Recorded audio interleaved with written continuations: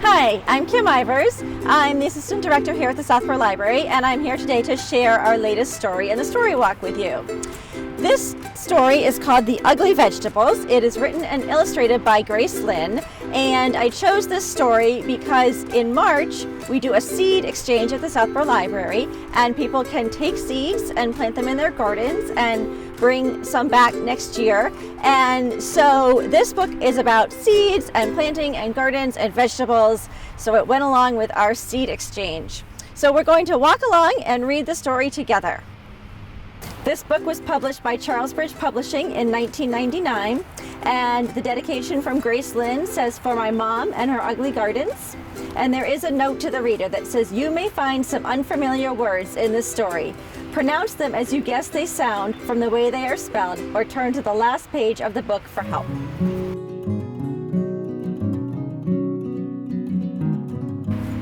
In the spring, I helped my mother start our garden. We used tall shovels to turn the grass upside down, and I saw pink worms wriggle around.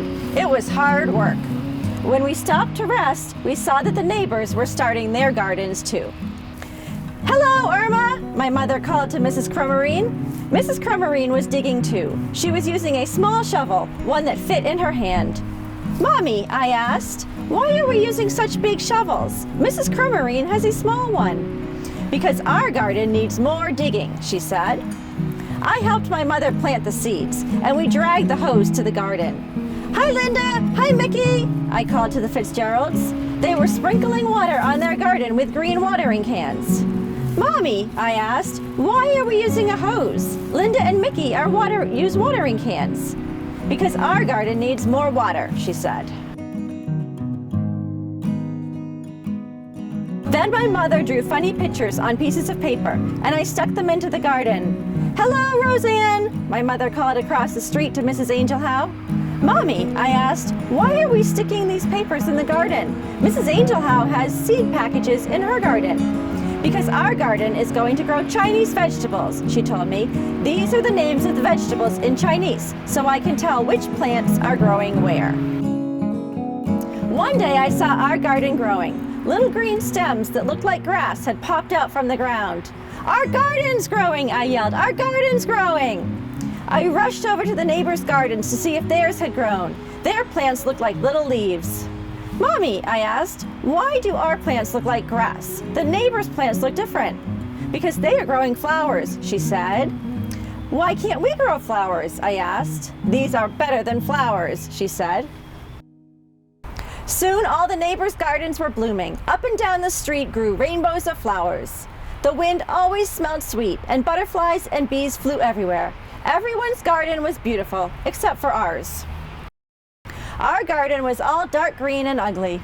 "Why didn't we grow flowers?" I asked again. "These are better than flowers," Mommy said again. I looked, but saw only black, purple, green vines, fuzzy wrinkled leaves, prickly stems, and a few little yellow flowers. "I don't think so," I said. "You wait and see," Mommy said. Before long, our vegetables grew. Some were big and lumpy. Some were thin and green and covered with bumps. Some were just plain icky yellow. They were ugly vegetables. Sometimes I would go over to the neighbors and look at their pretty gardens. They would show the puppies and peonies and petunias to me, and I would feel sad that our garden wasn't as nice. One day, my mother and I picked the vegetables from the garden. We filled a whole wheelbarrow full of them. We wheeled them to the kitchen. My mother washed them, took a big knife, and started to chop them. "Ay-yo," she said. When she cut them, she had to use all of her muscles. The vegetables were hard and tough. "This is a shou huang gua," Mommy said, handing me a bumpy curled vegetable. She pointed at the other vegetables. "This is a shen zai. That's a tung hao." I went outside to play. While I was playing catch with Mickey, a magical aroma filled the air. I saw the neighbors standing on their porches with their eyes closed, smelling the sky. They took deep breaths of air, like they were trying to eat the smell. The wind carried it up and down the street. Even the bees and the butterflies seemed to smell the scent in the breeze. I smelled it too. It made me hungry, and it was coming from my house. When I followed the smell to my house, my mother was putting a big bowl of soup on the table. The soup was yellow and red and green and pink. "This is a special soup," Mommy said, and she smiled. She gave me a small bowl full of it, and I tasted it. It was so good! The flavors of the soup seemed to dance in my mouth and laugh all the way down to my stomach. I smiled. "Do you like it?" Mommy asked me. I nodded and held up my bowl for some more. "It's made from our vegetables," she told me. Then the doorbell rang and we ran to open the door. All of our neighbors were standing at the door holding flowers. "We noticed you were cooking," Mr. Fitzgerald laughed as he held out his flowers. "We thought maybe you might be interested in a trade." We laughed too, and my mother gave them each their own bowl of her special soup. My mother told them what each vegetable was and how she grew it.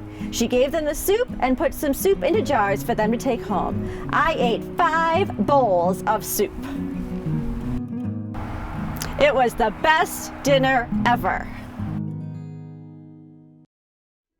The next spring, when my mother was starting her garden, we planted some flowers next to the Chinese vegetables.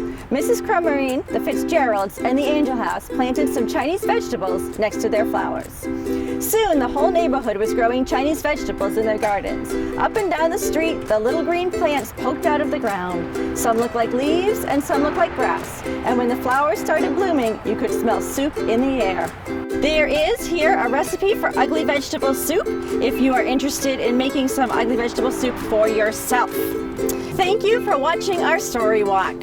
We hope you enjoyed this book, and this story walk is available anytime that you can come and walk around the library grounds and read it for yourself. We also have the book available to check out inside the library. Thank you.